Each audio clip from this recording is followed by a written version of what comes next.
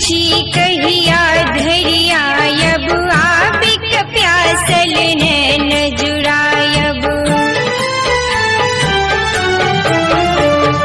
हम तो छी सेवक अज्ञानी अपने छी जगदम्ब भवानी। व्याकुल छी कहिया धरिया अब आबिक प्यासल नैन जुड़ायब।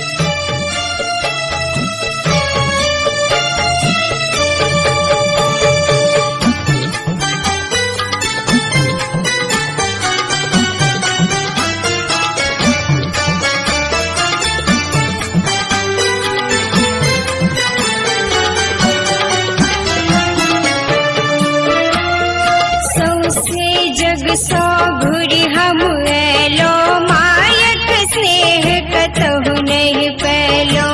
राखत के हम राखो राके पालत के दूध खीर चटाके। सौसे जग सो घुरी हम एलो मायक स्नेह कतहु नहीं पैलो।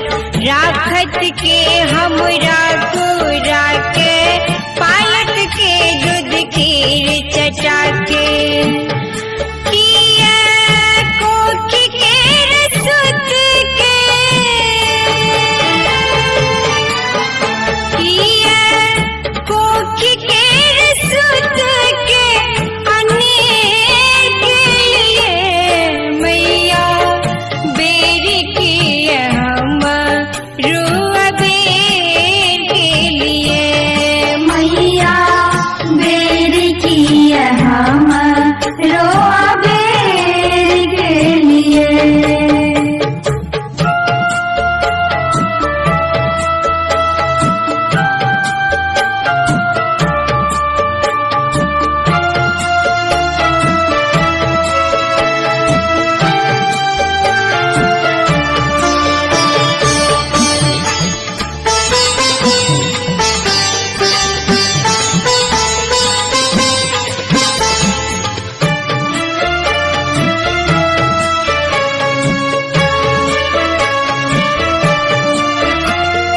जग के जननी जो कहबै छी कानल सुत के जो हंसबै छी।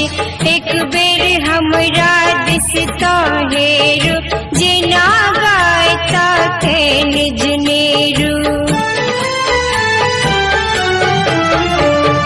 जग के जननी जो कहबै छी कानल सुत के जो हंसबै छी।